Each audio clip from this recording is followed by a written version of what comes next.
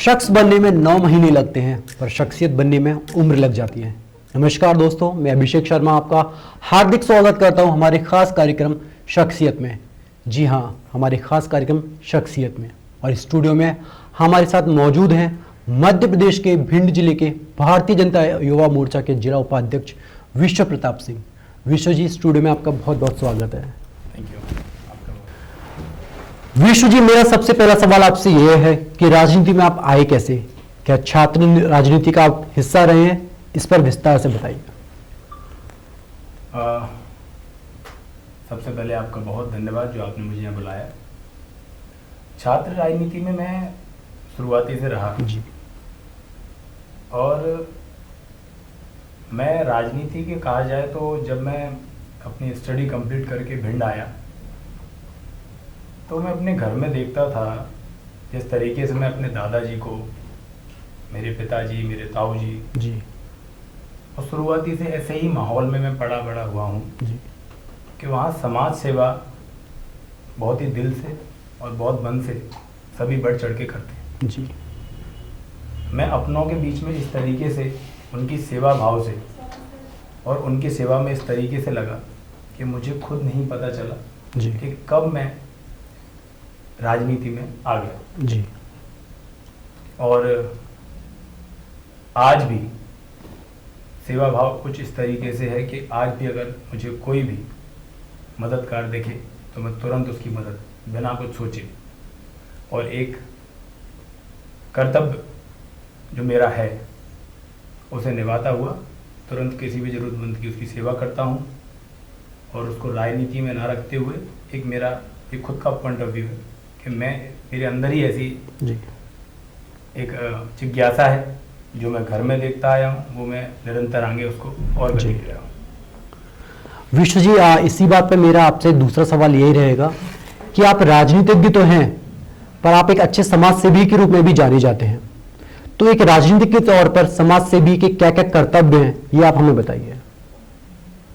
हमको राजनीति और समाज सेवा, मेरे पॉइंट ऑफ व्यू जी, दोनों को एक साथ ना रख के, राजनीति अगर हमारे अंदर गट्स होंगे, सामने वाला हमें चाहेगा तो हम राजनीति में आएंगे। जी। लेकिन समाज सेवा हमें कुछ सोचकर नहीं, हमको यहाँ लगे कि हाँ हमको सेवा करनी चाहिए या हम यहाँ पे किसी भी रूप में सक्षम हैं, चाहे वो पैसे से हो, चाहे वो शारीरिक हो, हमें सेवा करनी ही चाहिए। जी।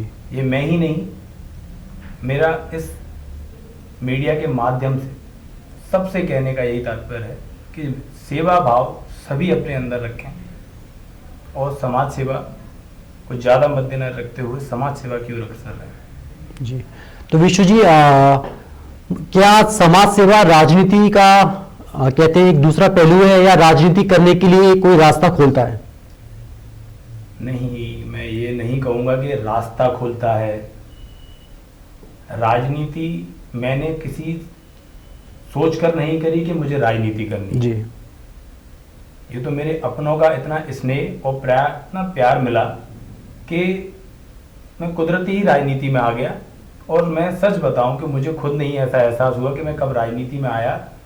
और मैं सिर्फ जो मेरा भाव है शुरू से ही और अभी तक जो मेरा एक ही भाव मैं निरंतर रखता हूँ, मेरे सभी अपनों की मदद करना, जो भी दुखियारा हो, अगर आप कर सकते हैं मदद तो मदद करो।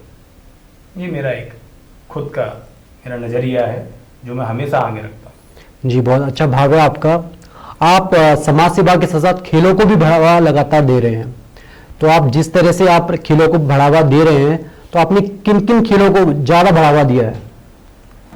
खेलों का कहें अगर तो खेल तो एक ऐसी चीज़ है जिसको अगर हम सबको अपनी लाइफ में और युवाओं को, खास तौर पे बच्चों को, खेल कोई ना कोई खेलना ही चाहिए। जी।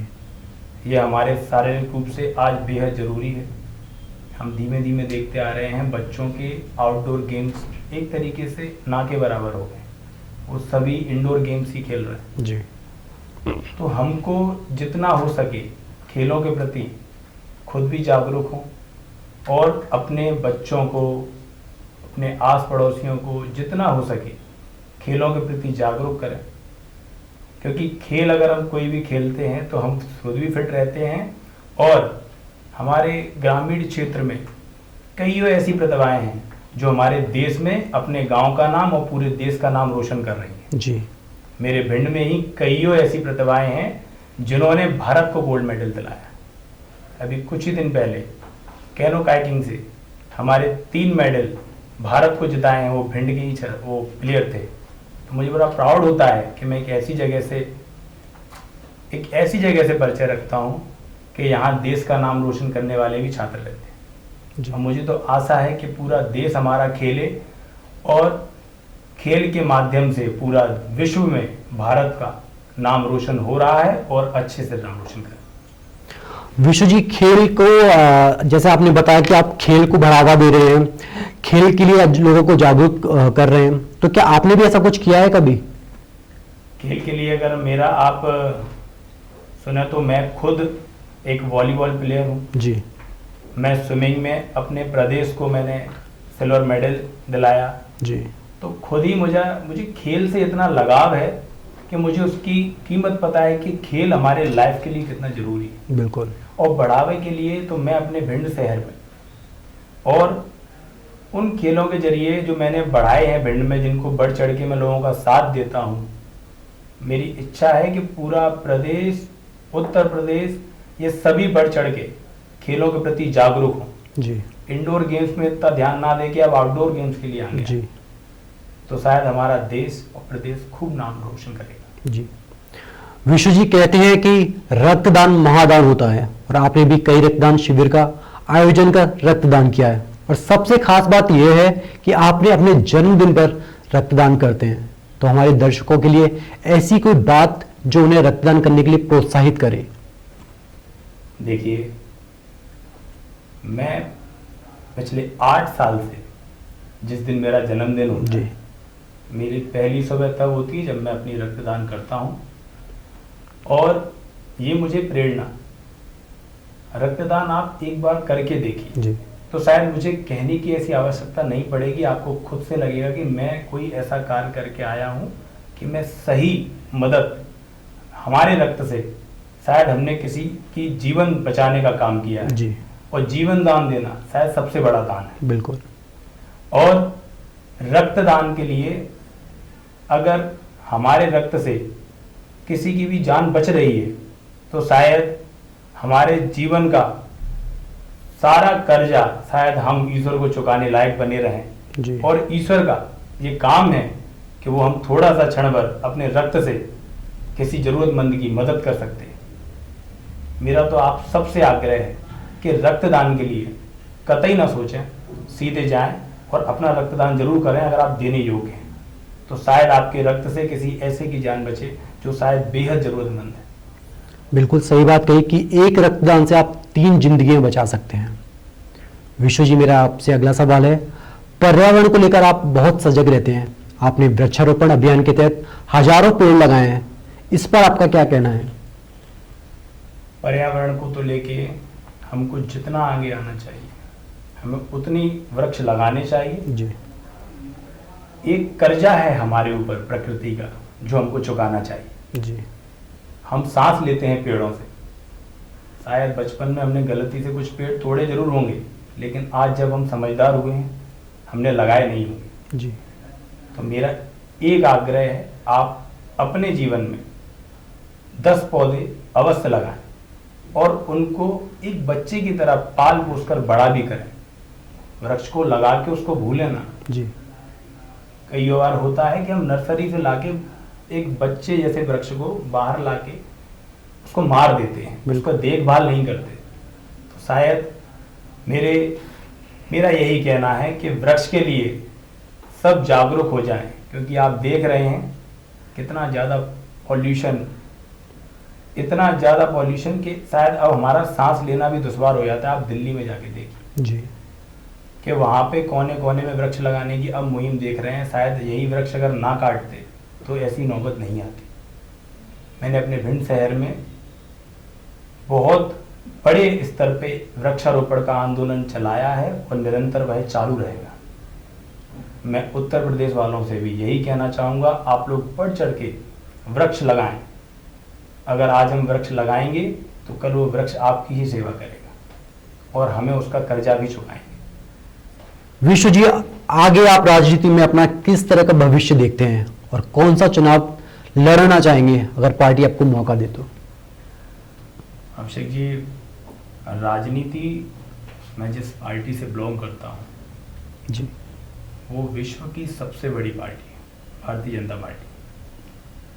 और वो संगठन इतना बड़ा है, मैं तो सिर्फ संगठन के निर्देश अनुसार चलूँगा।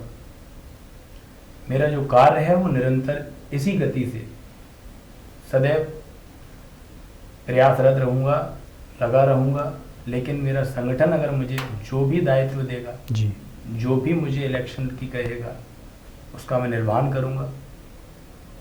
और पार्टी सर्वोपरि है, संगठन जी, तो वो जैसा मुझे आदेश करेगा मैं उसका पालन करूँगा। जी। जैसा कि हम जानते हैं हमारी ज़िंदगी में कोई ना कोई हमारा आदर्श होता है, तो आपकी ज़िंदगी में भी आप किसी को अपना आदर्श मानते हैं? जी, मेरे आदर्श मेरे दादाजी हैं, मेरे जी। बाबा, जिनको सदैव मैं अपने आगे रखता हूँ, चाहे वो मेरे पास हों या ना हो, सदैव वो मेरे सामने होते हैं।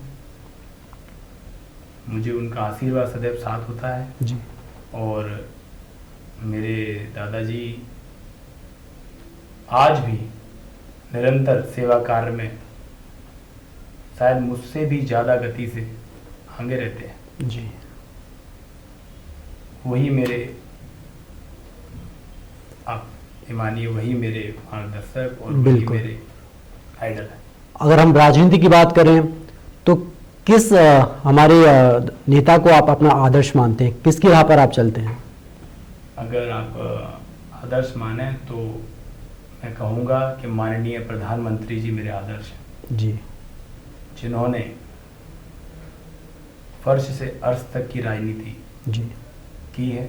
एक चाय वाला, चाय बेचने वाला प्रधानमंत्री बनता है, शायद उससे ज़्यादा सीखने के लिए हमें और कोई नहीं है ऐसा जो इतने अच्छे से ज़मीनी स्तर से उठा हुआ आदमी आज देश को इतनी मजबूत स्थिति में अभिषेक लाया है। बिल्कुल।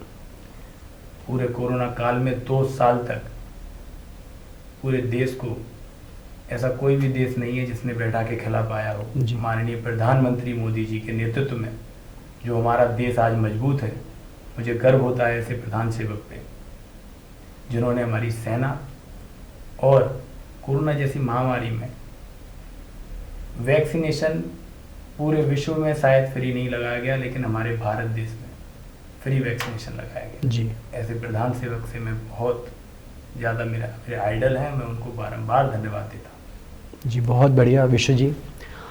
जाते जाते आपसे आखिरी सवाल मेरा यह है कि मध्य प्रदेश, उत्तर प्रदेश की जनता को क्या संदेश देना चाहेंगे? मध्य प्रदेश, उत्तर प्रदेश की जनता को मैं और पूरे देश की जनता को मैं ये संदेश देना चाहूँगा कि आप सभी, मैं खासतौर पे युवाओं को और बच्चों को भी एक संदेश देना चाहूँगा कि आप सभी जब भी कोई कार्य करें, या पढ़ाई हो या हमारा बिजनेस हो, कोई भी काम, तो आप अपने माता पिता को अपने सामने इमेजिन करके ही वो काम करें, तो आप कभी कोई काम गलत नहीं करेंगे। ये मेरा खुद का तजुर्बा है। अगर आप ऐसा करते हैं तो आपसे कभी कोई गलती नहीं होगी और सदैव आपके माँ बाप का आपके सर पे हाथ रहेगा और आशीर्वाद उनका साथ रहेगा। और जिसके माँ बाप का आशीर्वाद जिनके साथ है, साक्षात भगवान उनके साथ है। तो मैं यही संदेश दूंगा कि सभी लोग ईमानदारी से आगे बढ़ें, मेहनत करें और खूब तरक्की करें और देश का नाम रोशन करें। जी, बहुत बहुत शुक्रिया विश्व जी हमारे स्टूडियो में आने के लिए। आपका बहुत बहुत धन्यवाद। आपका भी बहुत बहुत शुक्रिया।